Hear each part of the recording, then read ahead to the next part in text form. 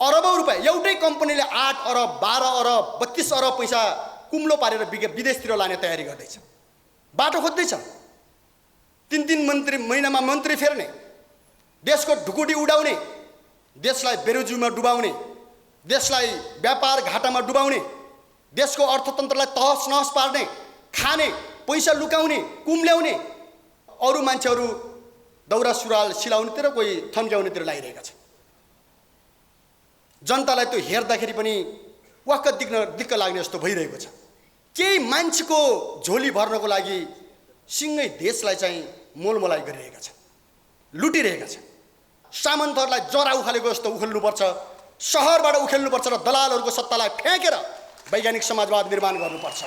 त्यसपछि मात्रै यो देशको नागरिक आफ्नो खुट्टामा उभिएर यहाँका अल्छी शासकहरू, बुद्धिहीन मूर्ख शासकहरू, विदेशीको आड भरोसामा चल्न बानी परेका दलालहरूको कारणले हाम्रो देश चाहिँ जटिल बनेको। जनयुद्धले ती सबै पहाडहरू भत्काएको थियो, ती सारा विकृतिहरूलाई साफ पारेको थियो, तर हामीले त्यसलाई अन्तिम टुङ्गोमा पुर्याउन सकेनौँ र तिनका भूतहरू फर्केर आएर काठमाडौँमा बसिरहेका छन्।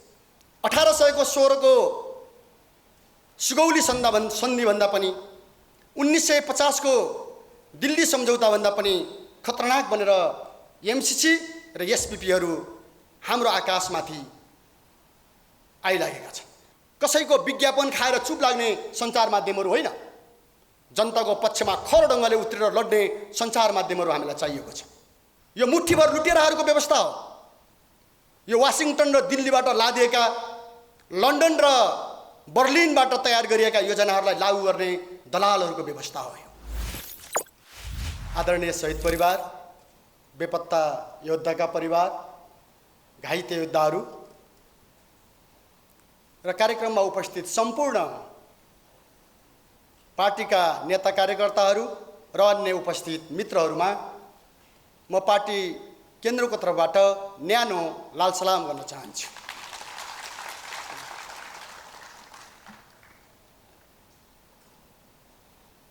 कमरेडहरू र पत्रकार बन्धुहरू,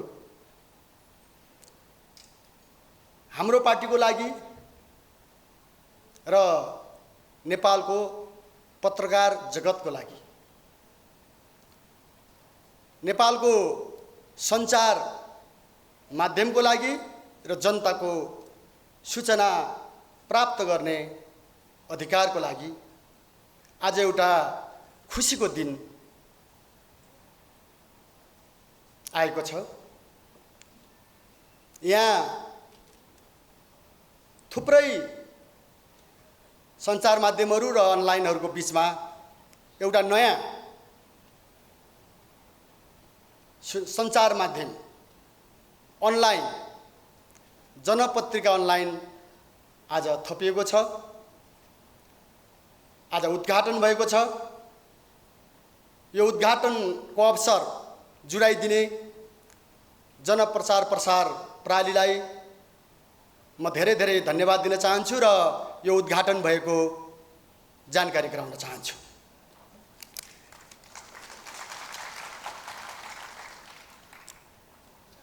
मित्रहरू, सूचना र सञ्चार मानव जातिको विकास क्रमसँग अभिन्न रूपले जोडिएको कुरा मैले लामो भन्नु पर्दैन। हाम्रा पुर्खाहरूले प्राचीन कालदेखि नै आफ्नो जातिलाई सूचना दिनको लागि, सहयोग पुर्याउनको लागि, मद्दत गर्नको लागि र बाटो देखाउनको लागि, सेवा गर्नको लागि आफ्नै प्रकारले प्रयोग गरेको इतिहास हामीले सबैले बुझेका छौँ। 4000 वर्ष अगाडिदेखि भन्ने छ, सायद पत्रकार बन्धुहरूलाई राम्रोसँग थाहा छ। मानव जातिले आफ्नो विकास क्रममा निकै लामो समयदेखि, हजारौं वर्षदेखि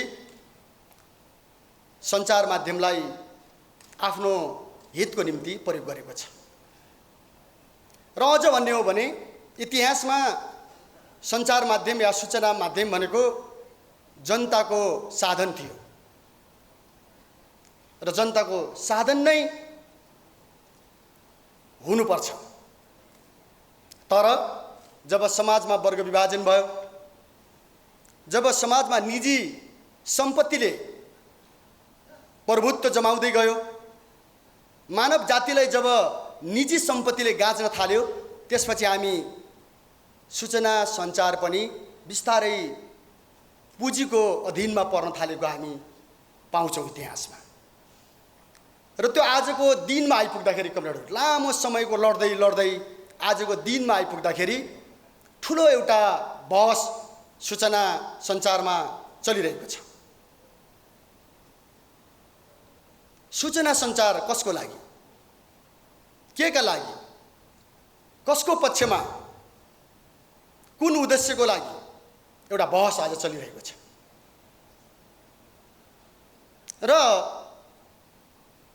यो 21औं शताब्दीमा आइपुग्दा अन्यथा धेरै ठुलो कुरा नठान्ने हो भने जनताको सूचना साधनहरूलाई पुँजीले कब्जा गर्न पुगेको छ, पुँजीले नियन्त्रण गर्न पुगेको छ। यद्यपि त्यो भित्र पनि राम्रा कुराहरू छन्, नराम्रा कुरा मात्रै छन् भन्ने कुरा होइन। ठुला ठुला क्रान्ति भएका छन् र त्यो मध्येमा 21औं शताब्दीको अथवा 20औं शताब्दीको उत्तरार्धको सबभन्दा ठुलो क्रान्ति मध्येमा सूचना क्रान्ति नै हो। सूचना सञ्चारमा आएको क्रान्ति नै सबभन्दा ठुलो क्रान्ति हो। तर त्यो क्रान्तिले कयौं राम्रा कामहरू जनताको हितमा गरेकै छ, साँचो कुरा हो। तर एउटा त्यसको एउटा नकारात्मक पाटो के छ भने बिस्तारै जनताको हातबाट सूचना सञ्चारहरू खोसिने र पुँजीको सेवाको निम्ति, मालिकहरूको सेवाको निम्ति र जनतालाई एक प्रकारले अन्यथा नठान्ने हो भने दमन गर्नको लागि प्रयोग गरिने हतियारमा पनि बदलिने खतरा छ। संसारमा आज तपाईले हेर्नुभयो भने जोसँग पैसा छ, जो सबभन्दा धनी छन्, उनीहरूले सूचना सञ्चारलाई आफ्नो अनुकूल प्रयोग गरेको एउटा नकारात्मक पाटो हाम्रो अगाडि सामु छ। हाम्रो पुर्खाले मानव जातिको हितमा प्रयोग गरेको सूचना सञ्चार साधन आज मानव जातिलाई खतरामा पार्ने प्रवृत्तिको कब्जामा पर्न थालेको जस्तो। राम्रो पनि छ, मानव जातिको पक्षमा लड्ने सूचना जगत पनि हामीसँग जीवित छ, लडिरहेकै छ। यहाँ आएका पत्रकार बन्धुहरू लडिरहनु भएकै छ।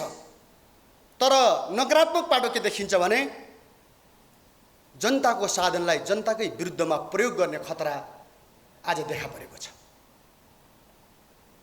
विभिन्न घेराहरूबाट, विभिन्न क्षेत्रबाट, विभिन्न केन्द्रहरूबाट सूचना र सञ्चारलाई मानव जातिको हित, उन्नति र समृद्धिको लागि भन्दा मुठ्ठीभर मान्छेहरूको स्वार्थ, संरक्षण र समृद्धिको लागि प्रयोग गर्ने खतरा आजको दुनियाँमा चलिरहेको छ। किनकि आजको दुनियाँ पुँजीवादी दुनियाँ हो। पुँजीवादी दुनियाँ भनेको श्रमिक जनताको जीवनमा लुट मचाएर आनन्द लिने दुनियाँ हो। पुँजीवादमा कुनै मानवीयता छैन, पुँजीवादमा कुनै संवेदनशीलता छैन। पुँजीवादलाई केवल मुनाफा चाहिएको छ, स्वार्थ चाहिएको छ, लुट चाहिएको छ। त्यसको निम्ति उसले जुनसुकै सीमा पनि मिच्न तयार छ। त्यसकै निम्ति आज हामी देख्छौँ कि पुँजीवादले जनताको सूचना सञ्चारको साधनलाई पनि आफ्नो निम्ति प्रयोग गरेर आफ्नो लुटको हतियार बनाउने प्रयत्न गरिरहेको छ। न्यायपूर्ण आन्दोलनमाथि दमन गर्नको लागि आधार तयार पार्ने साधन बनाउन खोज्दैछ। संसारका शान्ति प्रेमी र परिवर्तन प्रेमी जनताहरूमाथि दमन गर्ने एउटा साधन बनाउन प्रयत्न गरिरहेको छ। तर जनताका प्रतिनिधिहरू पनि चुप लाएर बसेका छैनन्, जनताका पत्रकारहरू पनि चुप लाएर बसेका छैनन् र सूचना सञ्चारलाई जनताको पक्षमा सदुपयोग गर्नुपर्छ भन्ने प्रवृत्ति पनि आज संसारमा प्रबल छ, बलियो छ र लडिरहेको छ। नेपालमा हामी एकदमै राम्रा पक्षहरू पनि देख्छौँ। हाम्रो देशमा विभिन्न खालका खेलहरू चल्छन्। गलत तत्त्वहरूले चाहिँ जनता र राष्ट्रलाई चाहिँ क्षति पुर्याउन खोज्छन्। त्यति बेला विभिन्न सूचना माध्यमहरूले सञ्चार माध्यमहरूले जनता र राष्ट्रको पक्षमा काम गरेको हामीले पाएका छौँ र यो खुसीको कुरा हो, राम्रो कुरा हो। आज पनि चलिरहेको छ। हामी हरेक दिन बिहान सबभन्दा पहिला सायद सबै नेपालका अहिले राजनीतिज्ञहरू, बुद्धिजीवीहरू, व्यवसायीहरू, युवाहरू, गाउँ समाजमा बस्ने नागरिकहरू पहिला अनलाइन खोलेर मात्रै आफ्नो काममा प्रवेश गर्छ। आफ्ना धारणा बनाउनुभन्दा पहिला अनलाइनहरू खोल्छन्, सञ्चार माध्यमहरू हेर्छन्, उनीहरूले सुन्छन्, पढ्छन् र त्यसपछि दिनभरिको एउटा कार्यसूची बनाउनेतिर अगाडि बढ्छ। यसको प्रभाव यति धेरै छ, बलियो छ। यो राम्रो कुरा पनि हो। चाहे तपाईँको चाहिँ असल कामतिर अगाडि बढ्नको लागि होस्, चाहे प्रतिरक्षा गर्नको लागि होस्, चाहे खराब कुरासँग सङ्घर्ष गर्नको लागि होस्, सूचना सञ्चारले संसारमा र नेपालमा पनि एउटा अग्रणी भूमिका निभाइरहेको छ र यो खुसीको कुरा हो कमरेडहरू। तर हामी देख्दैछौँ हाम्रो देशमा केही प्रदूषित हावाहरू बगिरहेका छन्, हाम्रो देशमा केही दुर्गन्धी हावाहरू चलिरहेका छन्, फैलिरहेका छन्। दिन प्रतिदिन जनताको मन मस्तिष्कमा चिन्ताहरू उठिरहेका छन् र यहाँ आउने सबै नागरिकहरू पनि केही न केही चिन्ता बोकेर हामी आइरहेका छौँ र हिँडिरहेका छौँ। पत्रकार बन्धुहरू पनि त्यो मानसिकतामै हुनुहुन्छ। त्यसमा हामीले अहिले पार्टी एउटा विश्लेषण गरेका छौँ। हाम्रो नेपालको स्वाधीनता, हाम्रो नेपालको सार्वभौमिकता सर्वाधिक खतरामा छ। अहिले इतिहासको कुनै पनि क्षणभन्दा आज नेपालको राष्ट्रिय स्वाधीनता जोखिममा छ। 1816 को सुगौली सन्धिभन्दा पनि 1950 को दिल्ली सम्झौताभन्दा पनि खतरनाक बनेर एमसीसी र एसपीपीहरू हाम्रो आकाशमाथि आइलागेका छन्, हाम्रो देशमाथि आइलागेका छन्। आज चारैतिर बहसहरू छ र नयाँ पिँढीमा पनि छलफलहरू चलिरहेको छ। देशको भविष्यको बारेमा एउटा चिन्ता छाइरहेको छ। यो एउटा सङ्कट, देशको रक्षा हुन्छ कि हुन्न, देशको सार्वभौमिकता बच्छ कि बच्दैन, देशको स्वाधीनता बच्छ कि बच्दैन, आज नेपालको एउटा सर्वाधिक बहस चिन्तनको विषय बनिरहेको छ। अर्कोतिर तपाईँले हेर्नुभयो भने नेपालको जनजीवन त्यत्तिकै एउटा चरम सङ्कटबाट गुज्रिरहेको छ। नेपालमा राजनीतिक अस्थिरता दिन प्रतिदिन गहिरिँदै गएको छ। संसदवादी पार्टीहरू देशको नेतृत्व गर्न असफल बन्दै गएका छन्। नेपालको राजनीतिक प्रणाली स्थिर बन्न सकेको छैन। हरेक वर्ष सरकार परिवर्तन भइरहेको छ, मन्त्रीहरू फेरिएका छन्। एक प्रकारले कस्तो हुँदैछ भने मन्त्री बन्ने आजकल चाहिँ एउटा रोल क्रम जस्तो, जङ्गबहादुर राणाको पालाको भन्दा पनि भद्दा रोल क्रम सुरु भएको छ। बाँडफाँड गर्ने, को मान्छे कति महिना मन्त्री नै हो, पार्टीमा छलफल गर्ने, अनि पालो पालो मन्त्री हुने, कुम्ल्याउने, लुट्ने, खाने, देशको सम्पत्ति उडाउने, जनतालाई दुःख दिने र फर्किने, फेरि अर्को फटा त्यहाँ पुग्ने, फटाहरूको एउटा रोल क्रम यहाँ चलिरहेको छ। राणा शासनले जसरी तपाईँको आफ्ना भारदारहरूलाई सभा गरेर रोल क्रमहरू बाँड्थ्यो, आज नेपालका संसदवादी पार्टीहरू विदेशी साम्राज्यवादीका एजेन्टहरू रोल क्रम लगाउँदैछ। 6 महिनामा मन्त्री फेर्ने, 3 महिनामा मन्त्री फेर्ने, देशको ढुकुटी उडाउने, देशलाई बेरोजगारीमा डुबाउने, देशलाई व्यापार घाटामा डुबाउने, देशको अर्थतन्त्रलाई तहस नहस पार्ने, खाने, पैसा लुकाउने, कुम्ल्याउने, तर जनताप्रति कुनै पनि उत्तरदायी काम नगर्ने। यो एउटा जटिल परिस्थिति नेपालमा देखिन्छ राजनीतिक रूपले हेर्नुभयो भने। मलाई लाग्छ यतिको भद्दा मजाक नेपालको राजनीतिमा कमै पाइन्छ। धेरैजसो मन्त्रीहरू फेरिसकेका छन् र अरू मान्छेहरू दौरा सुरुवाल सिलाउनेतिर, कोही थन्क्याउनेतिर लागिरहेका छन्। जनतालाई त्यो हेर्दाखेरि पनि वाक्क दिक्क लाग्ने जस्तो भइरहेको छ। जनताको घरमा चामल छैन, जनताको घरमा खाना छैन, अभाव छ, महँगीले थिचेको छ, चौपट छ, दिनदहाडे बलात्कार भएको छ, लुटिएका छन्। तर राज्यमा बसेका मान्छेहरू आफ्नो गुटको स्वार्थको लागि, आफ्नो दलको स्वार्थको लागि, केही मान्छेको झोली भर्नको लागि सिंगै देशलाई चाहिँ मोलमोलाई गरिरहेका छन्, लुटिरहेका छन्। परिवेश यस्तो छ आदरणीय पत्रकार बन्धुहरू र मित्रहरू। राजनीतिक परिस्थिति यो हो कि होइन? दशकौंका लडाइँहरूबाट हामीले जन्माउन खोजेको राजनीतिक प्रणाली यो हो। हजारौं हजार योद्धाहरूको सपुतहरूको रगतबाट जन्मिएको व्यवस्था हामीले चाहेको यो हो, जसको कुनै न्वारान नै छैन। यो के व्यवस्था हो? यो कसको व्यवस्था हो? हामी देखिरहेका छौँ यो लुटेराहरूको व्यवस्था हो, यो मुठ्ठीभर लुटेराहरूको व्यवस्था हो।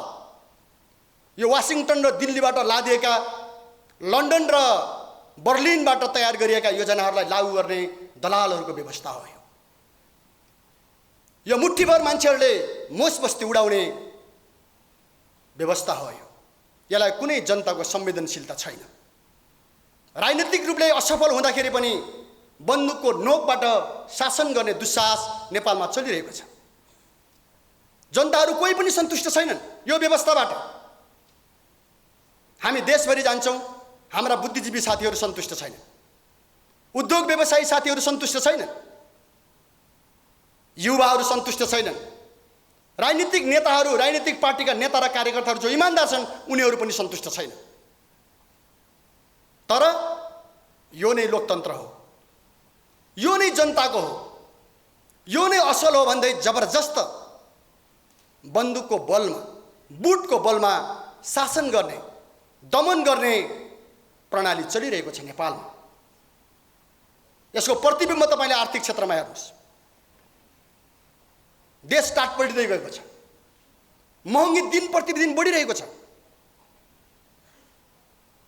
पेट्रोलको भाउ 200 पुग्दाखेरि बजारमा तरकारीको मूल्य त्यत्तिकै आकाशिएको छ, चामलको मूल्य त्यत्तिकै आकाशिएको छ, गाडी भाडाहरू त्यत्तिकै आकाशिएका छन्। देशमा ओहोर दोहोर गर्न गाह्रो भइरहेको छ। नागरिकहरूको जीवन चल्न सहज ढङ्गले चल्ने स्थिति छैन, छेदविच्छेद बन्दैछ। यो आर्थिक क्षेत्रको एउटा ठुलो सङ्कट। केही बुद्धिजीवीहरूको तर्क छ, केही तपाईँको अर्थविदहरू के भन्छन्, छिटो रिमिटेन्स पठाइदिनु पर्यो। हेर्नुहोस् है, आफ्नो देशमा के बनाउने यिनलाई चासो छैन। देश दीर्घकालिक ढङ्गले कसरी चल्ने यिनलाई मतलब छैन। विदेशमा गएका 60 लाख युवाहरूलाई, मान्छेहरूलाई उनीहरूले अपिल गरिरहेका छन्, छिटो पैसा पठाइदिनु, छिटो पैसा चाहियो, यहाँ देश सिद्धिन थाल्यो।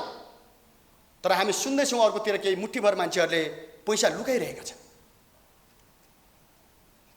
अरबौं रुपियाँ एउटै कम्पनीले 8 अरब 12 अरब 32 अरब पैसा कुम्लो पारेर विदेशतिर लाने तयारी गर्दैछ, बाटो खोज्दैछ। एउटा लडाइँ हो र एउटा सङ्कट हो। हामीलाई चाहिएको छ यो बेलामा देशको रक्षा गर्ने सञ्चार माध्यमहरू। हामीलाई यो बेलामा आवाज बुलन्द गर्ने र जनतालाई सूचित गर्ने जनताका सूचना सञ्चारका माध्यमहरू हामीलाई चाहिएका छन् र बलियो ढङ्गले चाहिएका छन्। कुनै मोलतोलाई नगर्ने, कसैको विज्ञापन खाएर चुप लाग्ने सञ्चार माध्यमहरू होइन, जनताको पक्षमा खर ढङ्गले उत्रेर लड्ने सञ्चार माध्यमहरू हामीलाई चाहिएको छ। हाम्रो देशमाथि खतरा आइलागेको बेलामा आफ्नो सञ्चार माध्यमलाई भन्दा पनि बढी महत्त्व दिएर लड्ने सञ्चार माध्यमहरू चाहिएका छन्। जनताको जीवन अस्तव्यस्त हुँदाखेरि उनको आकाङ्क्षा, नेपाली जनताको चाहनालाई मुखारित गर्ने, उनको हितमा चाहिँ लड्ने सञ्चार माध्यमहरू चाहिएका छन्। विदेशी अतिक्रमणकारीहरूले हाम्रो देशमाथि हस्तक्षेप गर्दैछन्।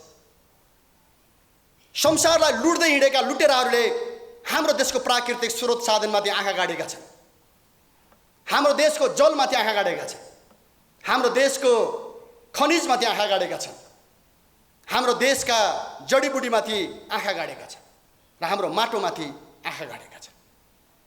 एउटा जटिल लडाइँ छ नेपालमा, चलिरहेको छ। यो बेलामा कतातिर उभिएर लड्ने, कसले लड्ने, हामी कहिलेकाहीँ चिन्ता पनि लाग्छ। नेपालमा सयौं हजारौं सञ्चार माध्यमहरू छन्, तर कैयौँबाट हामीलाई एकदम दुःखद कुरा, एमसीसीको विज्ञापन हामीले सुन्नुपर्छ। एमसीसी विरोध गर्नेहरू कुरा नबुझेका मान्छे हुन्, उग्रवादीहरू हुन् भन्ने विज्ञापन हामीले सुन्नुपर्छ। एमसीसी असल हो, राम्रो हो, विकास ल्याउँछ, यसले जनतालाई हित गर्छ, देशलाई हित गर्छ भनेर पैसा बजाउने माध्यमहरू हामी सुन्ने गर्छौँ र हामीलाई दुःख लाग्छ।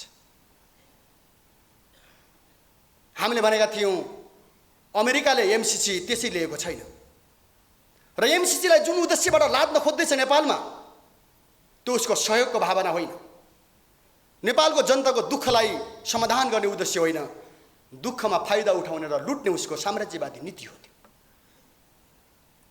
नेपाली जनताको सङ्कटबाट फाइदा उठाउने प्रवृत्ति हो साम्राज्यवादी प्रवृत्ति।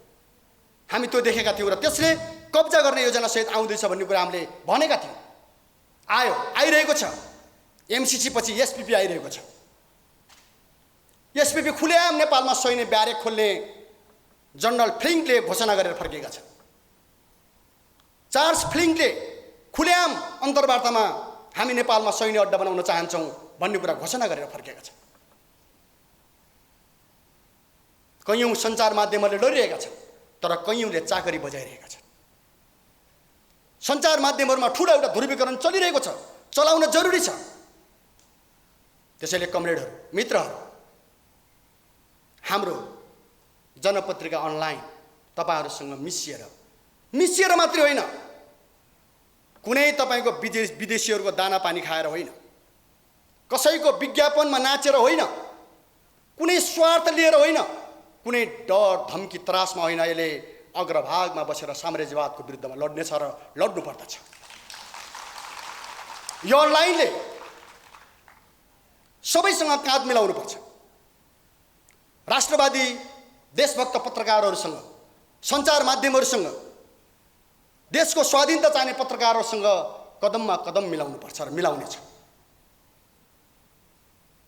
उनीहरूसँग मोर्चा कस्दै आवश्यक पर्यो भने मोर्चाको पनि अग्रभागमा बसेर लडाईँ लड्नु पर्यो र खतरा मोल्नु पर्यो भने पनि पत्रकार बन्धुहरू तपाईहरुसँगै र तपाईको सबभन्दा अगाडि बसेर यो अनलाइनले लड्नुपर्छ र लड्नेछ। हामीलाई त्यो विश्वास छ। हाम्रो जनताको हितमा हाम्रो पार्टीलाई आरोप लगाइन्छ र दमन गर्ने प्रयत्न गरिरहेको छ। राज्यले हामीलाई प्रतिबन्ध लगायो, अनाहकमा प्रतिबन्ध लगायो। हामी भ्रष्टाचारीहरूको विरुद्धमा लडेका थियौँ, हामी कर छल्ने ठगहरूको विरुद्धमा लडेका थियौँ, हामी मानव तस्करको विरुद्धमा लडेका थियौँ, हामी व्यभिचारीहरूको विरुद्धमा लडेका थियौँ, हामी दिदीबहिनीहरूलाई उत्पीडन गर्ने प्रवृत्तिको विरुद्धमा लडेका थियौँ। तर हामीलाई प्रतिबन्ध लगाइयो। कैयौँ सञ्चार माध्यमहरूले लड्नुभयो, सहयोग गर्नुभयो, पत्रकार बन्धुहरू उत्रिनुभयो। हामीले त्यति बेला धन्यवाद पनि दियौँ। आज फेरि त्यस्तै खेल चल्दैछ। राज्यले हामीसँग 3 बुद्धे त गर्यो, तर 3 बुद्धेलाई इमानदारीपूर्वक लागू गरेको छैन। आज पनि हाम्रा 40 जना भन्दा बढी साथीहरू जेलमा हुनुहुन्छ। कसैको स्वास्थ्य एकदमै कमजोर छ, कोही घाइते हुनुहुन्छ, कोही बिरामी हुनुहुन्छ, कसैको परिवारमा समस्याहरू छन्। हामीसँगै लडेको हो नि। 2 वर्षमा हामीले नेतृत्व गरेको। हाम्रा जति पनि कमरेडहरू जेलमा हुनुहुन्छ त्यसको नेता हामी हो। नेपाल कम्युनिस्ट पार्टीले प्रतिरोध सङ्घर्ष चलाएको थियो र त्यो सङ्घर्षको नेतृत्व हामीले गरेको। हाम्रा नेताहरूले गरेका हो। कैयौँ नेताहरूलाई छोडियो तर हाम्रा योद्धा कमरेडहरूलाई, युवाहरूलाई छोडिएको छैन। यो एउटा षड्यन्त्र हो। यो जनताको अधिकारमाथिको हस्तक्षेप हो, स्वतन्त्रतामाथिको हस्तक्षेप हो। हाम्रो पत्रकार बन्धुहरूले लडिरहनु भएको छ। यो लडाईँमा पनि हामीलाई यस्तो खरो एउटा चाहिँ मोर्चा चाहिएको छ। हर दिन 24 घण्टा अत्याचारको विरुद्धमा कलम चलाउने, लड्ने, सूचना प्रवाह गर्ने हामीलाई सञ्चार माध्यमहरू चाहिएका छन्। त्यसमा तपाईहरु हुनुहुन्छ, हामी छौँ र हामीले सिधै अपिल गर्न चाहन्छौँ। यो अनलाइनले, यो जनपत्रिका अनलाइनले कुनै पनि मूल्यमा नेपाली जनताको हितको रक्षा गर्न तयार हुनेछ। कुनै पनि स्थितिमा जुनसुकै फाँसीवाद, जुनसुकै दमनकारी निरङ्कुशता या तपाईँको चाहिँ हामीमाथि लादिने राज्य आतङ्कको प्रतिवाद यो अनलाइनले गर्नुपर्छ र अग्रभागमा बसेर लड्नुपर्छ। जनताको अधिकारको पक्षमा यो उत्रिनुपर्छ। ठिक त्यही कुरा आज महँगीले जनताहरू छटपटाउँदै गर्दाखेरि, जनताको जीवन तहस नहस हुँदाखेरि हर समय जनताको पक्षमा लड्ने सञ्चार माध्यमहरू चाहिन्छ र यो अनलाइनले त्यो भूमिका पुरा गर्नुपर्छ, गर्नेछ। महँगीको विरुद्धमा, यहाँको चाहिँ लुटको विरुद्धमा, सम्पत्ति लुकाउने, वस्तु लुकाउने, जनताको कष्टबाट फाइदा उठाउन चाहने दलालहरूको विरुद्धमा सङ्घर्ष गर्नुपर्नेछ र त्यो सङ्घर्षमा यो अनलाइनले अग्रणी भूमिका निभाउनेछ भन्ने हाम्रो विश्वास छ। आज थुप्रै प्रवृत्तिहरू देखिएका छन्। एउटा दलाल प्रवृत्ति देखिएको छ। दलाल प्रवृत्तिहरूलाई सहयोग गर्ने सञ्चार माध्यमहरू पनि देखिएका छन्। जसको शक्ति उसको भक्ति भने उसको, जो सत्तामा छ र जसले तपाईँको सुविधा खाइरहेको छ उनीहरूको प्रचार गरेर हिँड्ने सञ्चार माध्यमहरू पनि छन्। त्यसमा हामीलाई भन्नु केही छैन। एउटा तपाईँका चाहिँ विभिन्न खालका अवसरवादी प्रवृत्तिहरू राज्यमा सम्झौता गरेर बसेर स्वार्थ लिने, फाइदा उठाउने प्रवृत्तिहरू पनि छन्। तिनलाई कुनै मतलब र चासो छैन जनताको, देशको। त्यो प्रवृत्तिको विरुद्धमा हामी लड्नु पर्दछ। कहिलेकाहीँ आन्दोलनले, वर्ग सङ्घर्षले अनौठा प्रवृत्तिहरू पनि जन्म गराउँछ। कम्युनिस्ट आन्दोलनमा या लोकतान्त्रिक आन्दोलनमा केही घुमन्ते फिरन्ते मागन्ते मान्छेहरू पनि जन्मिन्छन्। तिनको केही मतलब हुन्न, झोला बोक्छन्, एउटा डायरी झोलामा हाल्छन्, कुन घरभित्र पस्यो भने के फाइदा पाइन्छ तिनलाई त्यति मात्रै सरकार छ। यी घुमन्ते फिरन्ते र मागन्तेहरूको विरुद्धमा पनि लड्न जरुरी छ। कुनै दायित्व बोध नगर्ने, जिम्मेवारी बोध नगर्ने, आफू कहाँ छु भन्ने कुरालाई बिर्सिने अनि त्यसपछि आफ्नो तुच्छ स्वार्थको लागि बबन्डर फैलाउन खोज्ने र साम्राज्यवादीहरू जससँग जनताको लडाइँ परिरहेको छ उनलाई फाइदा पुग्ने गरी कोकोहोलो मचाउँदै रुँदै स्याल कराएको जस्तो कराउने प्रवृत्तिहरू पनि देखिन्छन्। हाम्रो अनलाइनहरूले ती फिरन्ते र घुमन्ते मागन्तेहरूसँग पनि लड्नुपर्छ। तिनीहरूको विरुद्धमा पनि मोर्चा कस्नुपर्छ।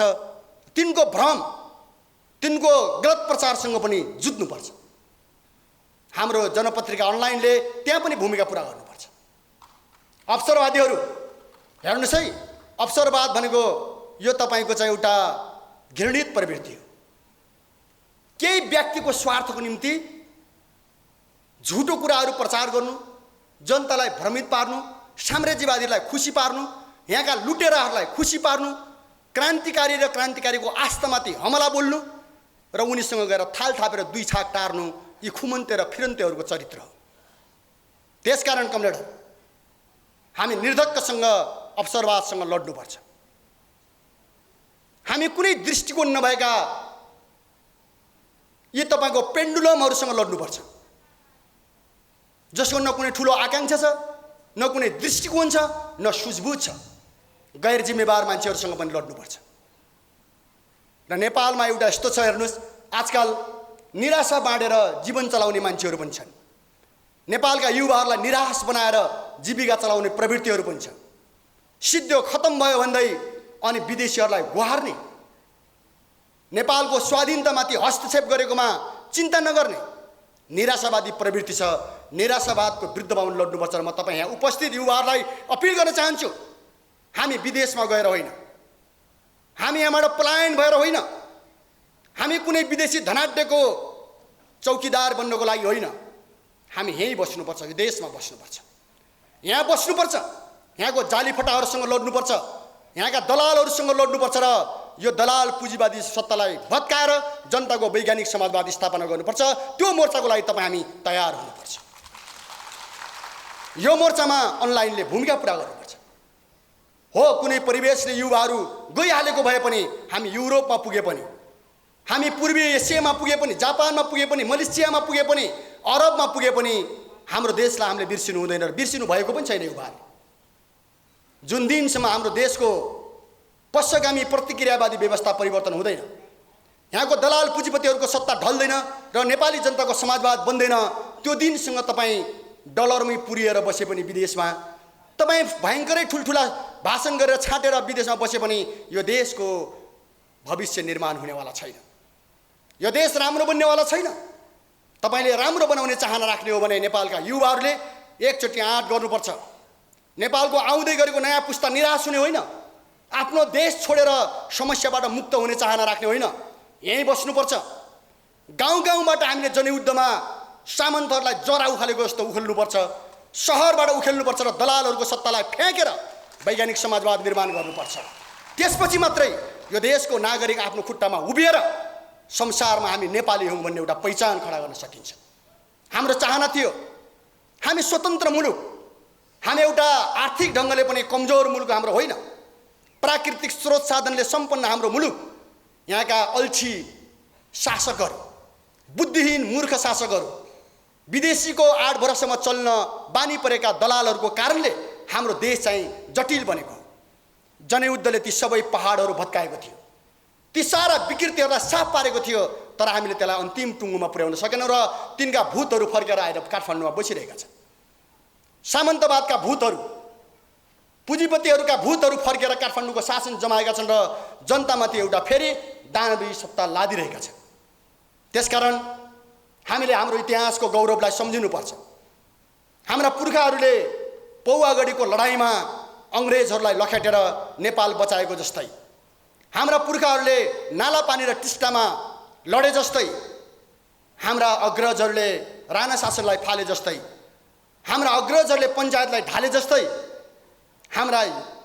हाम्रो पुस्ताले सामन्तवादलाई गाउँ गाउँबाट उखालेर मिल्काएको जस्तै नेपालमा अब अन्तिम लडाइँ हुँदैछ दलाल पुँजीवाद र जनताको। दलाल पुँजीवादका जराहरू सहरमा गाडिएका छन्, गाउँमा गाडिएका छन् र यिनीहरूले जनतालाई चुसिरहेका छन्। यी जराहरू सहरबाट र गाउँबाट सबैतिरबाट उखेलेर फाल्ने आँट गर्नुपर्छ। त्यो सम्भव छ, त्यो कसैको दयामायामा होइन, नेपाली जनता र युवाहरूको आकाङ्क्षामा, सपनामा, अठोटमा, एउटा नयाँ विश्वासमा त्यो सम्भव छ। त्यसैले कमरेडहरू र मित्रहरू, त्यो लडाइँ हामी लड्नुपर्छ र अनलाइनले हामीलाई साथ दिनुपर्छ। यो जनपत्रिका अनलाइनले यी मोर्चाहरू सबैतिर लड्नुपर्छ। आज अनलाइन छ, भोलि हामी आशा गरौँ यसले विकास गरोस्, यो तपाईँको युट्युबतिर प्रवेश गरोस्, यसले अझै ठुला तपाईँको चाहिँ क्षेत्रहरू ओगटोस् र सबैसँग सहकार्य गर्दै नेपाली जनताको सेवा, नेपाल देशको रक्षामा यसले भूमिका निभाओस्। म शुभकामना दिन चाहन्छु र अन्तिममा के कुरा राख्न चाहन्छु कमरेडहरू, मित्रहरू भने कि हेर्नुहोस्, हाम्रो पार्टी एकदमै तत्पर छ, जतिखेर पनि तत्पर छ, लड्दै आएको छ, आज पनि लडिरहेको छ। जनतालाई दुःख पर्दाखेरि यो पार्टी उभिन्छ, देशलाई खतरा आउँदाखेरि यो पार्टी उभिन्छ, हाम्रा मित्रहरू उभिन्छन्, क्रान्तिकारी पार्टीहरू उभिन्छन्, देशभक्तहरू उभिन्छन् र हामीले भनेका छौँ एउटा समय आउनेछ नेपालका सबै प्रगतिशील शक्ति र देशभक्त शक्तिहरू एक हुनेछन्। त्यसमा नेपाली सेनाले पनि सोच्नुपर्छ, त्यसमा नेपाल प्रहरीले पनि सोच्नुपर्छ, त्यसमा नेपालका उद्योग व्यवसायीहरूले पनि सोच्नुपर्छ। जो आज साम्राज्यवादी पुँजीको हमलामा परेर दिनदिनै टाटपल्टिँदैछन्, ती सबै राष्ट्रिय उद्योगपतिहरूले सोच्नुपर्छ। नेपालका किसान, मजदुर, बुद्धिजीवी, युवा सबले सोच्नुपर्छ। तपाईँहरूले अनुमति दिनुहोस्, तपाईँहरूले सहयोग गर्नुहोस्, दलाल पुँजीवादलाई मिल्काउन कुनै आइतबार पर्खिनु पर्दैन। हामी लड्न सक्छौँ, हामी जित्न सक्छौँ। यसको लागि यो अनलाइन खबरले अवश्य पनि अग्रणी भूमिका पुरा गर्नेछ भन्ने कुरा राख्दै पत्रकार बन्धुहरूलाई फेरि पनि यो छलफलमा भाग लिएकोमा धन्यवाद दिँदै अरू सबै जति पनि साथीहरू जुट्नुभयो, तपाईँहरूले यो सन्देश लिएर उत्साहका साथ देशमा फर्किनुहोस्, जनताको विजय सुनिश्चित। हवस् त, धन्यवाद।